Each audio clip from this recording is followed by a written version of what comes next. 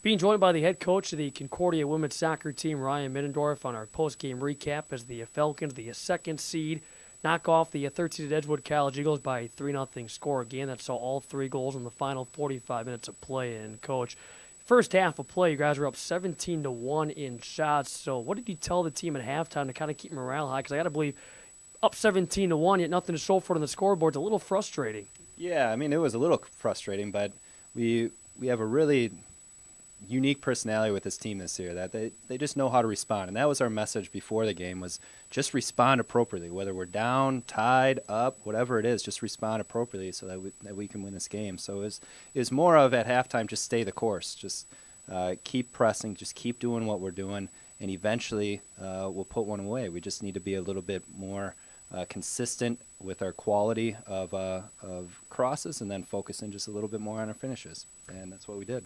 And eventually, as right, it's the minute 25 out of halftime, Jacqueline Tooney able to put the Falcons on the board. Yeah, Jacqueline's been having a great second half of the season. She battled some injuries early in the season, kind of midway through, but now the last few matches, she's just really been a rock for us. And once again, she comes through in the clutch and scores a great left-footed shot into the far post. You guys have been strong when it comes to set pieces, corner kicks this season. Number one in the conference. The number of corner kicks taken, no different in this game. Plenty of corner kick opportunities, which led to the second goal.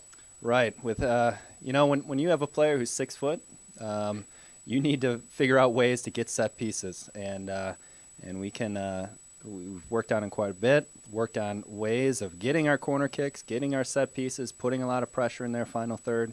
And once we get those, it's about getting Anna in the right places, the right times, and quality service again. And speed continues to be a big asset for this team. Of course, when you look at Carly Fanner still coming through with a goal, thanks to her speed, created numerous scoring opportunities. She now has 99 career points. She looks to become the second Falcon this year to surpass 100 and the fourth since 2006. Carly's been having a great year, kind of one of those, not that she needs a breakthrough year, but one of those years where she's been a lot more consistent this year, figuring out, as the match evolves, figuring out where she can go to create better opportunities to score. And she's been doing that throughout the year. She draws a lot of attention, which is outstanding, because I think we have other finishers in behind her that can step up, like Brittany Klump and Emily Shashelchik and some of the others. I know in the preseason one of the big focuses was on defense. And this defense now 3 consecutive shutouts. Those 3 games now a combined score of over 11-0 against the opposition. How pleased have you been with the way the defense has progressed as the season's gone on? It was from day one. Most years, I mean, we have to take a lot of time and just working on our shape and all of the other things that makes us a quality defensive team. But this year, we just figured it out naturally. We have good players back there, regardless of who's playing. They've just kind of been on the same page from day one, and that's fun to see, because then I can focus in on some other things, scoring opportunities and so forth. And they've been nothing but solid all year long. How eager was this team to finally get back out of the field and play somebody other than themselves in practice, to get back on the field and play in a game for the first time in a week? Yeah, I was in the locker room actually right before the game. I said, guys, I really wish we would have played yesterday. I was ready yesterday, and they all agreed. Said, yeah, we've been waiting long enough. So they just wanted to get out there and play.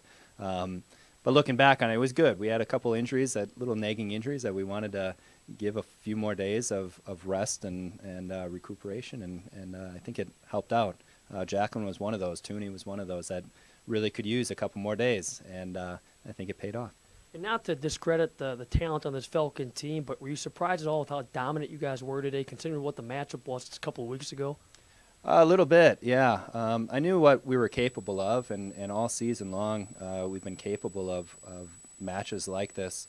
But of course, you're playing it's a number 2 versus number 3 matchup, and you expect a battle throughout the entire game. And even though we dominated in terms of shots on goal and shots overall, it was still a battle in the midfield.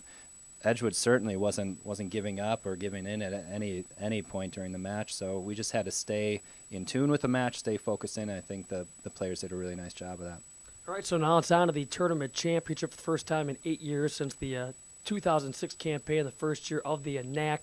Aurora will be the opponent fresh off an overtime victory against Dominican. You guys played Aurora awfully tough during the course of the regular season.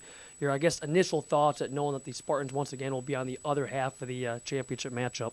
Yeah, it's exciting. Exciting to be back to a championship match. It's been a while. I think we've been on the outside looking in for the last few years, feeling like we could have been there. And I again attribute to this group of players that they wanted to find themselves back there, and it was a goal from the very first day of training camp to get ourselves back into a championship position.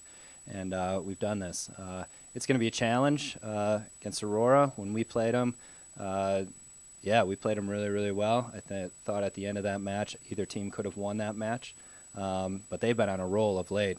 They've had some tremendous results over the last couple of weeks, and they're going to be really, really tough. They have some special players, but we do too. So we'll see what happens. Aurora going in with a 7-match winning streak. Falcons now have been able to produce 5 straight, and the Falcons trying to get back to the NCAA tournament for the first time since 2004. Coach, thanks a lot for your time, and congrats on the victory. Thanks, Matt. The Falcons victorious, knocking off the Edgewood College Eagles. Next up, it's Aurora. Stay tuned to CUWFalcons.com for continuing coverage of Falcon athletics.